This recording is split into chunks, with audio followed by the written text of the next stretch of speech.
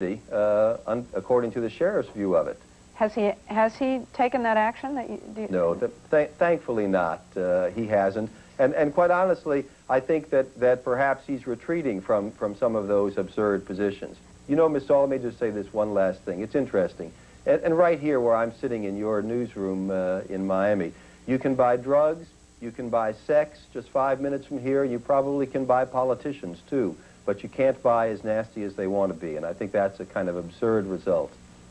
Bruce Rogo. He didn't mean in the newsroom, he meant in Miami, by the way. Let us go now to Los Angeles, where music critic Nelson George of the Village Voice is standing by. Mr. George, we've asked you on the broadcast to explain the appeal, and I know what you think is the artistic merit of Two Live Crew to so many people in the country who frankly don't understand it. You know, I have the lyrics in my hand and I couldn't read them on television. Well, the thing about rap music in general, I'll take that first, is that, and the Two Live Crew in particular, is you can't divorce the lyrics and the music. People are taking this as if they're stand-up comedians who go on stage and say X, Y, and Z. As the lawyer for the Two Live Crew pointed out, a lot of these words are part of the rhythm of the music. This is music. Part of the artistic worth of the Two Live Crew is that they're a group that makes you dance. And if they are succeeding in making you dance on a dance floor, very often you're not even fully aware of what's being said. So, you know, under the Supreme Court ruling of what's obscene, the Two Live Crew certainly fulfills that role. They are a very good dance band. And that's essentially what this music's about. When you get aside from the marketing and the images and the videos, you're talking about dance music. And a lot of the words, not every word, but a lot of the words they use are to inhibit, to free you of your inhibitions and to follow the rhythm of the music to make you dance. But would you agree that when you do hear the words, that what you are hearing is a glorification of sexual abuse of women, brutalizing and degrading women? And well, is that, well, I mean, is that art? Let me put it to you this way. I'm not a big fan of the Two Live Crew. I like some of their recordings. But the point is that I feel that in no way means that they should not be heard and not be able to be purchased by adults. I think that's the whole point of what freedom of speech is. Okay, I mean, what the Two Live Crew is no different in any respect than what I hear Andrew Dice Clay do, Sam Kinison do, or even Eddie Murphy do on some of his recordings.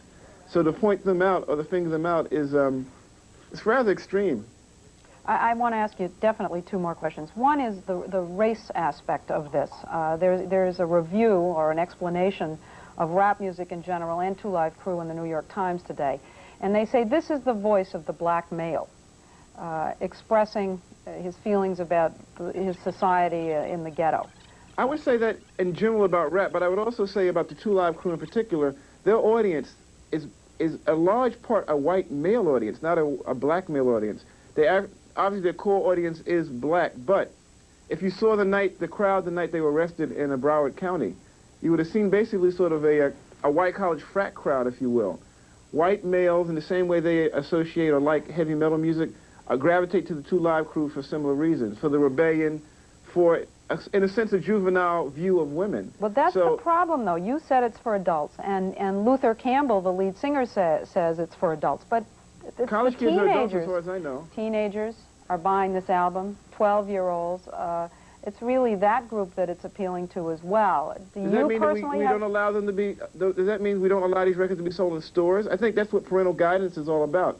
We have parental guiding warnings for movies. The record industry is increasingly moving toward parental guidance stickers for parents to know what's in the records. I don't see why. I don't like it, but if it will keep knuckleheads like the people in Broward County from doing what they've done, maybe we need it. Okay, Nelson George, I thank you very much for being our guest and explaining this music to us. We'll have more on the whole controversy of art and obscenity when we come back.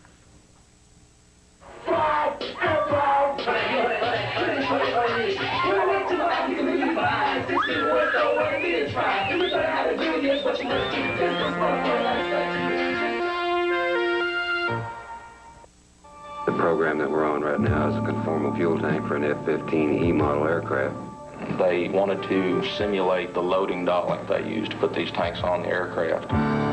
So I gave them an idea of putting rollers on. We've not had a failure. 100% acceptance. People with the power to do a better job build a better product. If you win one, a man comes up with an idea, we support it, it works, it's great. It's just an uplift for everybody. McDonnell Douglas, a company of leaders.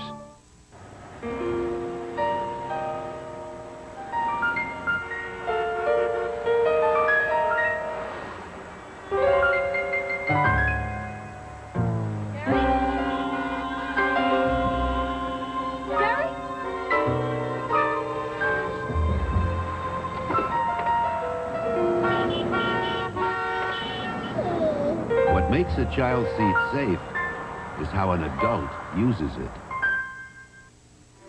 Each day, we make enough flour for 25 million loaves of bread. But we're not a baker. We make enough sweeteners each day for 92 million soft drinks. But we're not a bottler. We also produce enough protein meal each day to meet the daily requirements of 30 million head of cattle. And yet we're not a butcher either. We're the Archer Daniels Midland Company, a major link in America's food chain. Each day, our processing plants are capable of transforming more than 3.5 million bushels of grain and oilseeds into food and feed ingredients. Corn, wheat, soybeans, peanuts, sunflowers, barley, flax, sugarcane, cottonseed. At ADM, we're helping America use its agricultural abundance to feed the world. So you can understand why we look at harvest time so optimistically. After all, it's not the end of this crop. It's just begun to grow. We asked artist Andre Serrano what he was trying to say with his controversial crucifixion photograph. I'd say it's basically a reflection of my own religious experience and my ambivalence about that Catholic upbringing that I had. What do you mean ambivalence? Well, being drawn to Christ and accepting Christ's teachings, but having a problem with organized religion and with the church itself. I understand that you were surprised that the photograph had caused so much controversy. I'm surprised that you were surprised in that you are taking the crucifix and, you know, dunking it in excrement. How could you think it wouldn't be controversial? Because I had been working with religious imagery for years. And when I first started doing my work, many years before Piss Christ, you know, I might have asked myself the question, you know, am I going too far? By the time I got to Piss Christ, the question was more like, have I gone far enough? You know, don't forget, I had been showing a museum alternative spaces for years. I had been getting grants for years. So, you know, my work was not operating in a vacuum. People knew what I was doing, and I was getting a lot of praise for it. Okay, I want to go back once more to the picture, if I can. Tell us once again what you're trying to say by putting the plastic crucifix in a jar of urine. I'd say I was trying to personalize religion for myself. I mean, the crucifixion itself, you know, the crucifix symbolizes a crucifixion, which is a very bloody and difficult and painful event in time. It's not a pretty picture. And if, you know, if Piss Christ, the photograph, upsets people, think about what a real crucifixion is about. And we tend to forget that, you know. We tend to forget what the symbol actually symbolizes. But aren't you desecrating the symbol? Absolutely not. You know, I accept life's vital fluids, and I think Jesus did too. Ironically, what these people have done is to make you quite famous. Yes, ironically they have. So if I ask you if this will chill you, what's the answer? If it will chill me? Chill you, make you move away from the kind of art that has caused the controversy. Absolutely not. It's certainly not going to have any effect on my work, and I hope it does not affect anyone else's work either. Well, that was my next question. Obviously, you're now famous, but tell me what you think it will do to other artists who really need to have government funding just to get started. Will they be chilled? I think you can't tell people what to do, and you certainly can't tell artists what to do. And if the intent is to you know, suppress some kind of dissident art, it's going to do the opposite and encourage a lot more. Artist Andre Serrano. With us now, Congressman Dana Rohrabacher, Republican of California, and in New York, theater producer Joseph Papp. Well, let me ask the congressman who would like to put restrictions on government arts grants, if not end the whole program. What about what he just said? All you're doing is